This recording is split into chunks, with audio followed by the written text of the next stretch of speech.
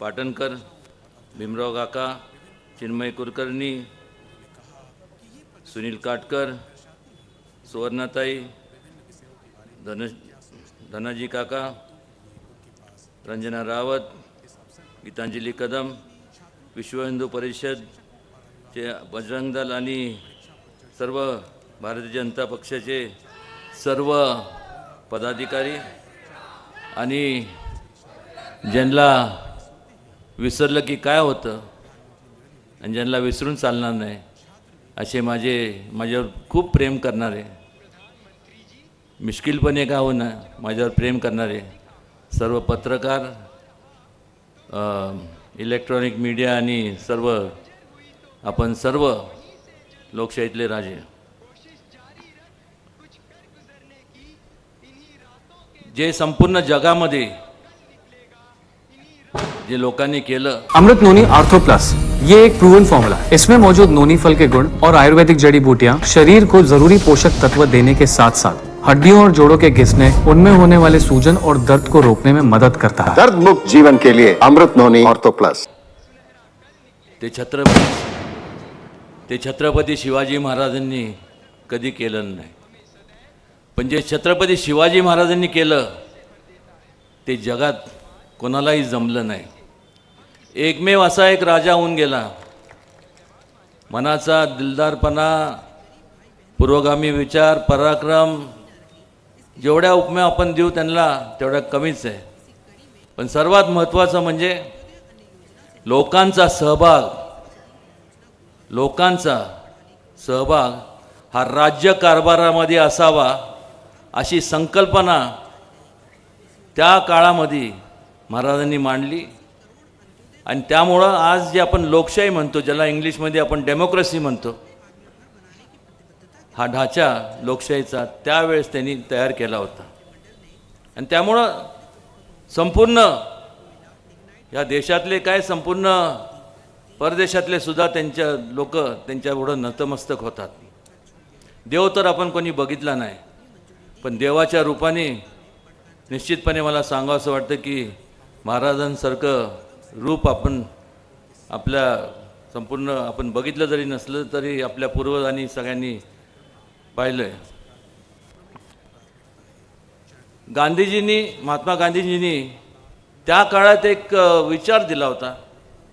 विचार काय होता तर पंचायत राज म्हणजे काय, सत्तेचं विकेंद्रीकरण करून जोपर्यंत सर्वसामान्य लोकांच्या हातात आपण सत्तास्थान देत नाही तोपर्यंत खऱ्या अर्थाने लोकशाही ह्या देशामध्ये नांदणार नाही। पण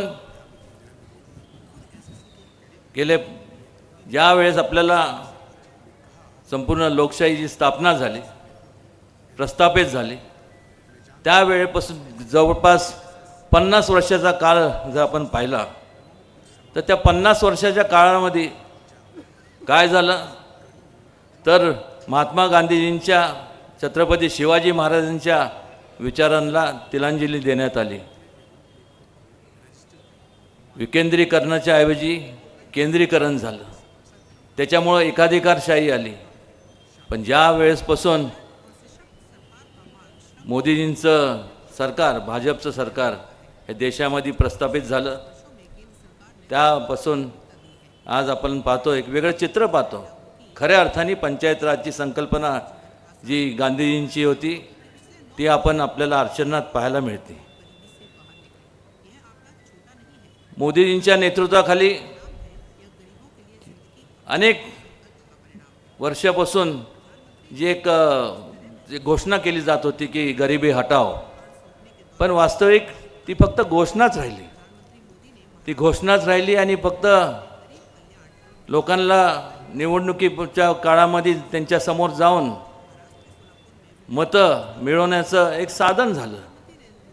आणि मग बेंबीच्या देठापासून टाऊ फोडून हे सर्वजण म्हणायचे की तळागाळातल्या लोकांना आम्ही त्या गाळातनं बाहेर काढणार, असं करणार, तसं करणार। पण या गेल्या 50 त्यांच्या कालावधीमध्ये जर आपण पाहिलं तर काय पाहायला मिळतं की तळागाळातल्या लोकांना जास्तीत जास्त गाळात घालण्याचं काम केलं. मगाशी आमचे मित्र खासदार धनंजय महाडकांनी सांगितलं, अनेक घोटाळेची संपूर्ण वाचून म्हणजे आपल्यासमोर त्याची मांडणी केली. मला अजून आठवतं की मी असंच त्यावेळेस जेव्हा चारा घोटाळा झाला होता, त्यावेळेस चारा घोटाळा जेव्हा झाला तेव्हा आपल्यासारखेच पत्रकार त्या ठिकाणी लालूजींच्या निवासस्थानी गेले होते, त्यांच्या गावी. आणि त्यांना विचारलं कि वो चारा घोटाला हो गया, उसके बारे में आप कुछ कहेंगे? तो लालू जी वो उनके जो गाय भैंस है उनको वो चारा डाल रहे थे, तो उन्होंने कहा देखो भैया, जो बेचारी ये चारा खा रही है वो कुछ नहीं बोल रही है, बाकी के ही बोले जा रहे हैं. आता गाय म्हशी कशा बोलणार मला सांगा. म्हणजे एक प्रकारची लोकशाहीची थट्टा केली गेली. पण छत्रपती शिवाजी महाराजांना अभिप्रेत असणारी जी स्वराज्याची संकल्पना होती ती काय होती? सर्व धर्म समभावाची, सर्व जाती जमातीतल्या लोकांना एकत्र ठेवून एकत्र घेऊन स्वराज्याची स्थापना त्यांनी केली. आणि त्याच्यामुळं आपल्याला एक आपण समजून घेतलं पाहिजे की अलीकडच्या काळामध्ये लोक व्यक्ती केंद्रित झालेत. समाजापेक्षा मी आणि मी हाच विचार त्यांच्या मनात असतो. आणि त्यामुळं स्वतःच्या स्वार्थासाठी जाती धर्मामध्ये तेढ निर्माण करायचं जे हा जो प्रकार आहे तो अत्यंत किळसवाणी प्रकार आहे. त्याचा मी कठोरपणे निषेध तर करतोच आहे.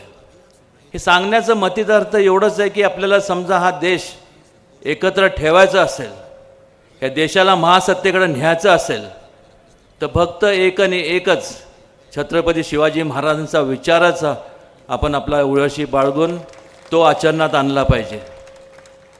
आणि नेमकं त्याच धर्तीवर ह्या अगोदर बरेच पंतप्रधान होऊन गेले, बरेच नेते मंडळी होऊन गेले, घोषणा तर केल्या असं करू तसं करू हे करू. पण जर बारकाने आपण बघितलं तर आदरणीय नरेंद्रजी मोदींनी छत्रपती शिवाजी महाराजांचे जे विचार आहेत, महिलांच्या बाबतीतलं त्यांचं सक्षमीकरण, गरिबांच्या बाबतीत त्यांची जीवनमान कसं उंचवलं गेलं पाहिजे, युवकांना स्वतःच्या पायावरती कसं उभं राहतील, स्टार्टअपच्या योजना, अशा अनेक योजना राबवल्या गेल्या. आणि त्यामुळं खऱ्या अर्थाने सर्व म्हणजे मोदीजींचे बरोबर असणारे सर्व सहकारी, त्याचबरोबर त्यांचेपैकी ज्येष्ठ सहकारी आज आपल्या ह्या व्यासपीठावर आहेत, शिवराजजी चव्हाण साहेब आहेत. खरोखर ह्या लोकांनी आयुष्य वेचलं संपूर्ण लोकांच्या सेवेकरता, लोकांच्या हिताकरता, लोकांच्या प्रगतीकरता, लोकांच्या उत्कर्षाकरता. आणि त्यामुळं आपण सगळ्यांनी विचार करणं गरजेचं आहे की जेवढं त्या लोकांचे जे विचार होते म्हणजे आणि भारतीय जनता पक्षाच्या विचारामध्ये फरक काय आहे, तर त्यांचे इतरांचे जे विचार आहेत ते फक्त मत तुमचं कसं मिळेल, तुमचं मत मिळालं की त्यांचं काम झालं. पण भारतीय जनता पक्षाचा जर बारकाने विचार केला तर तुमचं मत म्हणजे पहिलं तुमचं वैचारिक मत हे आमच्या सगळ्यांच्या दृष्टिकोनातनं लाख मोलाचं आहे. आणि त्याकरता संपूर्ण हे कधी होतं, हे कधी निर्माण होतं, ज्या वेळेस आपण लोकांची सेवा करतो मनापासून, लोकांकरता आपण झटतो झिजतो आणि लोकांचं त्याच्यामुळं जो विश्वास आपण संपादन करतो जो मोदीजींनी केला आहे, त्यांच्या सर्व सहकाऱ्यांनी ह्या राज्यात असेल, वेगवेगळ्या मध्य प्रदेश असेल, वेगवेगळ्या संपूर्ण देशातल्या इतर राज्यामध्ये जर पाहिलं तर आपल्याला आज सगळीकडं भाजपमय वातावरण आपल्याला झालेलं पाहायला मिळतं. हे केव्हा होतं? जेव्हा आपण लोकांचे कामं करतो. उगीच आपलं घोषणा करून आज ज्या लोकांनी घोषणा केला आज त्यांची सगळ्यांची जर अवस्था बघितली तर काय अवस्था आहेत.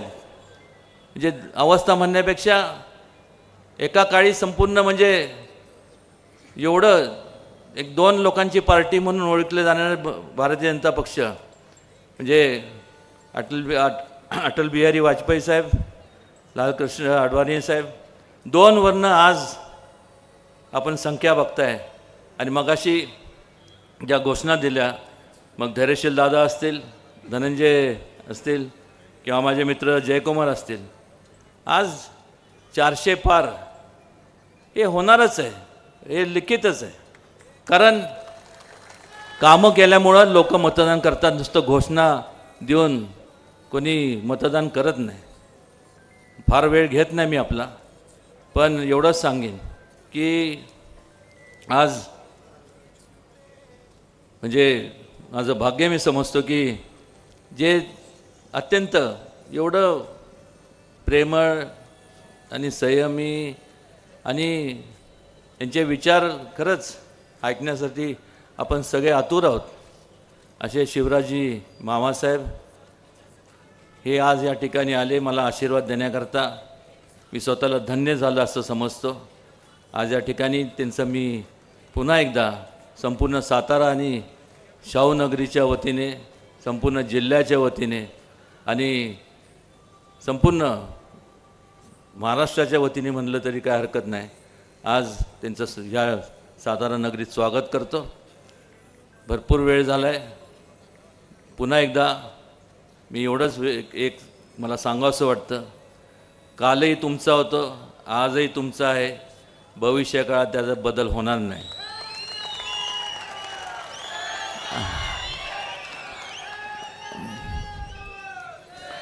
और एक चीज़ बताना चाहता हूँ आपको शिवराज जी मामा साहब कि ये सातारा जिले में से सबसे पहले अगर कोई बीजेपी का एमएलए चुन के आया होगा तो जो अभी बात कर रहा है वही था. और ये कहते हुए मैं मेरे भाषण को पूर्ण विराम देता हूँ और मामा जी से विनती करता हूँ कि वो आके आप सबको संबोधित करें.